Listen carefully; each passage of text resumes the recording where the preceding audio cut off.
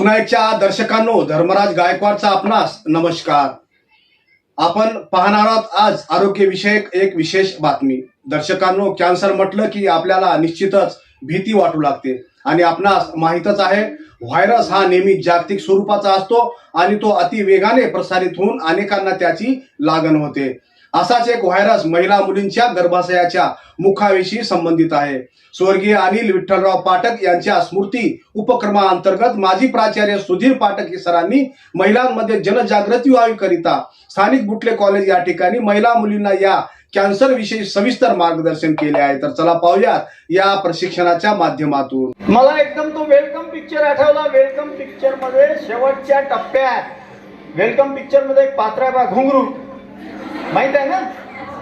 हा, तर तो जो घुंगरू आहे ना, त्या घुंगरूच्या संदर्भामध्ये आपल्याला लक्षात येतं की शेवटच्या टप्प्यामध्ये सरण रचल्या जाते, त्यावर घुंगरू झोपलेला असतो, एकदम तो उठून बसतो.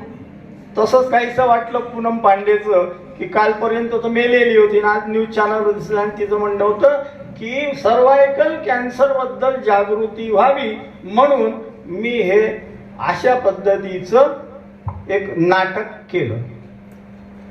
आता याला गंमत म्हणावं की भत्ता मजाक म्हणावं, म्हणजे एखाद्याने या पद्धतीने करावं हे काही योग्य नाही. HPV या नावाचा जो व्हायरस आहे, त्या व्हायरसमुळे हा कॅन्सर होतो. त्याचं नाव आहे ह्यूमन पॅपिलोमा व्हायरस. अजून एक गोष्ट क्लिअर करतो, सगळे व्हायरस, सगळ्या प्रकारचे कॅन्सर, अनेक प्रकारचे कॅन्सर आहेत, ते व्हायरसमुळे होत नाही. पहिला मुद्दा क्लिअर. अत्यल्प आहेत, बोटावर मोजण्या इतके जे व्हायरसमुळे होतात, विषाणूमुळे होतात, जनरली होत नाही. आणि जे व्हायरसमुळे होतात त्याच्याच अगेन्स्ट, त्यालाच मारक ठरणारं वॅक्सिन तयार होऊ शकते, हे सुद्धा शास्त्रज्ञांचं म्हणणं आहे. अजूनपर्यंत तरी परिपूर्ण कॅन्सरच्या सर्व प्रकारांवर कोणतंही व्हॅक्सिन उपलब्ध नाही. पुढे बोलेल मी याच्याविषयी. सर्वच कॅन्सर व्हायरसमुळे होत नाहीत, केवळ अत्यल्प आहे.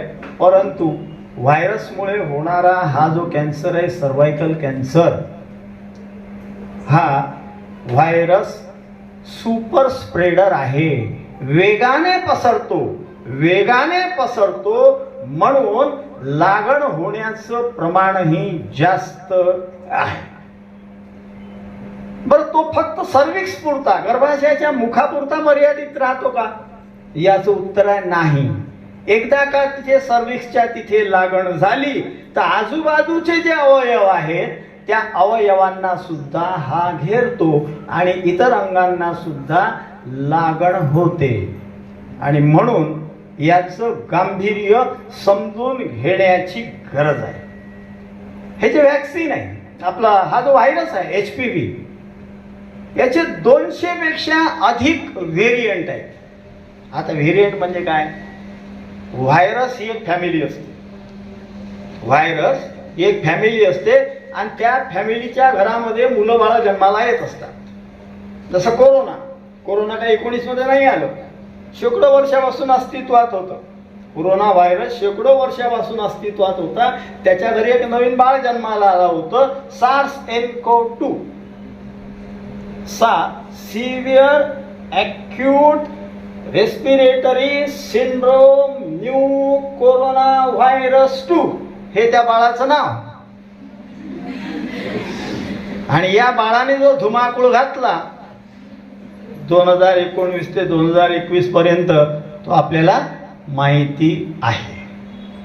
तर असंच 200 पेक्षा अधिक व्हेरियंट आहेत. या कोणती लक्षणं जाणवतात, या लक्षणांकडे लक्ष देण्याची गरज आहे.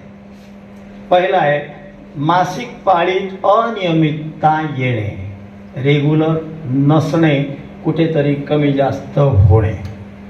दुसरा मुद्दा आहे 2 पाळींच्या मध्यकाळातही रक्तस्राव होणे. 2 पाळीच्या मधातही रक्तस्राव होणे. तिसरा आहे पाळी अधिक काळ चालणे.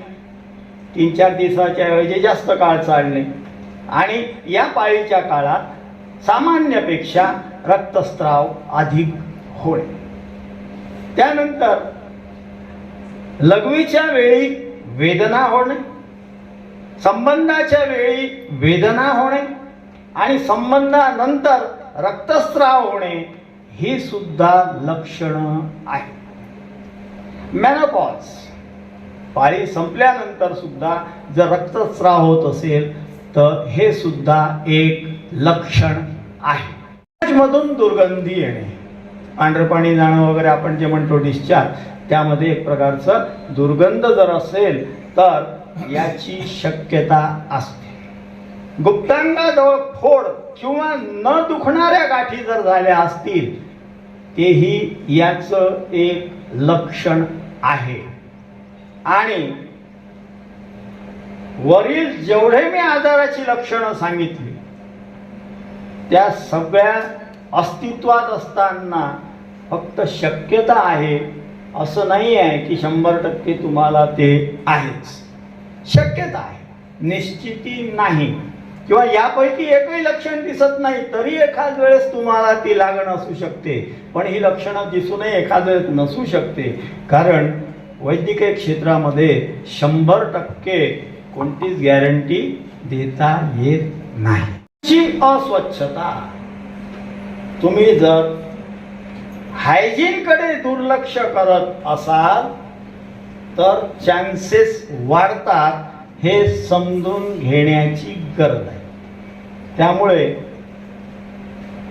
सर्व प्रकारच्या हायजीन कडे लक्ष देण्याची अत्यंत आवश्यकता असते जर आपल्याला या रोगापासून स्वतःचा बचाव करायचा असेल तर. तंबाखू आणि धूम्रपान यांचं व्यसन खेड्यापाड्यामध्ये, दिग्रस सारख्या तहसील प्लेसमध्ये मुलींच्या बाबतीत कदाचित हा मुद्दा लागू होत नाही, पण मोठ्या शहरांमध्ये महिला सुद्धा तंबाखू किंवा धूम्रपान यांचं सेवन करतात.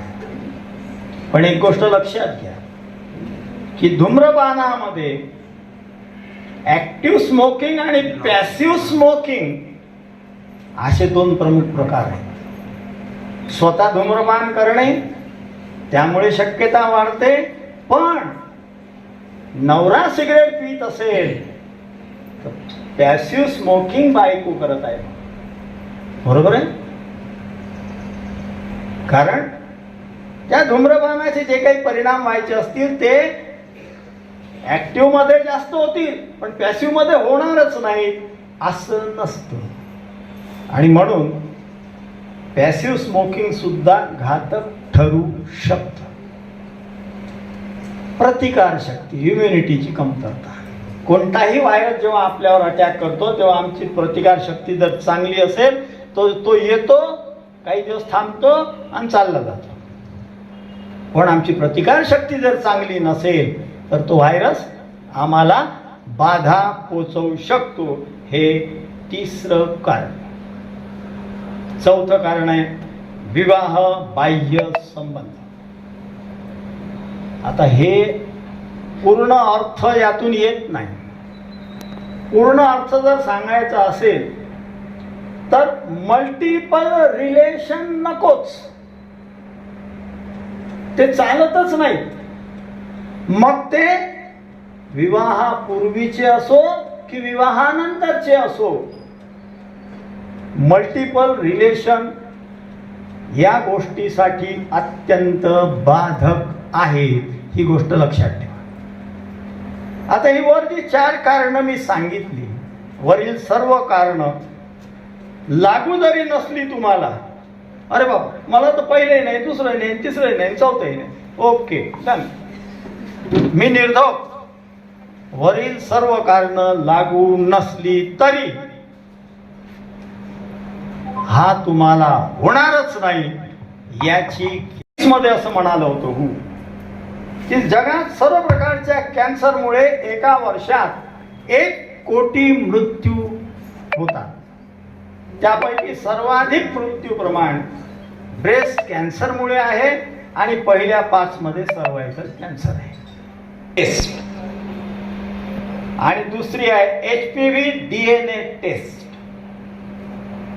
पॅप स्मिअर टेस्ट जी आहे ना, त्याच्यामध्ये वजनाच्या आजूबाजूच्या काही सेल्स, काही कोशिका काढल्या जातात, त्यांची तपासणी केली जाते. आणि ही टेस्ट वेळखाऊ नाही, पटकन होते, वेदनादायकही नाही, त्यामध्ये कोणतंही ठणक दुखणं हाही प्रकार नाही. अत्यंत सोपी, साधी, सरळ टेस्ट आहे. आणि जर का ही पॅप टेस्ट पॉझिटिव्ह आली, पॅप स्मिअर टेस्ट पॉझिटिव्ह आली, तर मग डॉक्टर बायोप्सी करण्याची शिफारस करतात की आता बायोप्सी करा. तज्ञ असं सांगतात की वयाची 21 उलटल्यानंतर प्रत्येक महिलेने दर 3 वर्षांनी तपासणी करून घ्यावी, असा सल्ला ह्या तज्ञ डॉक्टर्स याबाबत महिलांना देतात. याच वयोगटामध्ये ते सर्वाधिक परिणामकारक असते, कारण या वयोगटामध्ये मुलगी व्हायरसच्या संपर्कात येण्याची शक्यता जवळपास नील आहे. ती व्हायरसच्या संपर्कात येण्यापूर्वीच जर तिला इंजेक्शन दिल्या गेलं, लस दिल्या गेली, तर भविष्यामध्ये ती सुरक्षित राहू शकते. 90% परिणामकारकता राहते. त्यासाठी मी आदरणीय डॉक्टर PM चांडक सर यांना विनंती करते की त्यांनी या ठिकाणी खरं तर सरांचा विषय इतिहास, परंतु एक आंतरिक इच्छा की मला जे ठावे ते इतरांना सांगावे, जनजागृती झाली पाहिजे. खरं तर सरांना याच्यामध्ये एक न्यूज ऐकून एवढं डीप नॉलेज शोधून काढणं आणि ते आपल्याला माहीत झालं ते आपण इतरांना सांगावं, याला समाजसेवा म्हणतात. विठ्ठलराव पाठक याच्या स्मृतीप्रीत्यर्थ आयोजित आजच्या कार्यक्रमाचे अध्यक्षस्थान दिग्रस विभागीय शिक्षण प्रसारक मंडळाचे अध्यक्ष आदरणीय श्री विजयकुमारजी भंग यांनी स्वीकारलं, त्याबद्दल मी त्यांचे महाविद्यालयाच्या वतीने आभार मानतो. व तसेच आजच्या कार्यक्रमाचे प्रमुख मार्गदर्शक आदरणीय महाविद्यालयाचे माजी प्राचार्य आदरणीय पाठक सर जेव्हा कॉलेजमध्ये आले आणि त्यांना मी विचारलं सर काय आहे, तर सरांनी सांगितलं हा विषय, आणि सरांनी विचारलं काय असेल बुवा, तर सर्वांना तेच वाटलं की सर्वायकल कॅन्सर म्हणजे बुवा स्पॉन्डिलायसिसबद्दल असेल. इतकंच नाही तर आम्ही ग्रामीण रुग्णालयात सुद्धा फोन केला आणि त्यांनाही विचारलं काय आहे का बुवा याची माहिती, त्यांनाही सुद्धा अजून याची काहीच माहिती नाही. साध्या बजेटवरून एखादा विषय इतका मोठा होऊ शकतो आणि तो पाठक सरच करू शकतात. आताच मॅडम सांगितलं की दरवर्षी सर एक नवीन विषय घेऊन येतात, त्यांचा विषय इतिहास, परंतु आम्ही सायन्सवाले कधी कधी आम्हालाही वाटते की काय आपण कुठपर्यंत वाचायला पाहिजे आणि काय करायला पाहिजे. तेव्हा नवीन विषय म्हटलं की आम्ही अभ्यासच करतो. माहीतच आहे आम्हाला की आता पाठक सर करणार आणि आम्हाला सगळ्यांना माहीत होणार. तेव्हा ह्या सरांच्या ह्या सर्वाबद्दल मी महाविद्यालयाच्या वतीने सरांचे आभार मानतो. व तसेच दिग्रस शहरातील उपस्थित सर्व निमंत्रित मान्यवर आजच्या ह्या कार्यक्रमाला उपस्थित झाले, आमच्या महाविद्यालयात आले, त्याबद्दल त्यांचे सर्वांचे आभार व्यक्त करतो. तसेच महाविद्यालयातील शिक्षक व शिक्षकेतर कर्मचारी या ठिकाणी उपस्थित झाले, त्यांचे सुद्धा आभार व्यक्त करतो. तर शेवटी विद्यार्थी म्हणजे विद्यार्थिनी, आता मॅडम सांगितलं त्याप्रमाणे की हा विषय तुमच्यापर्यंत नका ठेवू, आता तुम्ही सुद्धा याची जनजागृती थोडीशी करा, म्हणजे सरांच्या विषयी आपण हातभार लावल्यासारखं होईल. तुम्ही सुद्धा ह्या ठिकाणी उपस्थित झाल्या त्याबद्दल तुमचे सुद्धा कौतुक करतो, आभार व्यक्त करतो व सर्वांना सांगतो की आता हा कार्यक्रम संपला. धन्यवाद. अशाच बातम्या पाहण्यासाठी, जनसामान्यांच्या हितासाठी, अडीअडचणीसाठी पाहत राहा मूक नायक न्यूज चॅनल. सदैव आपल्या सोबत आहे. धन्यवाद.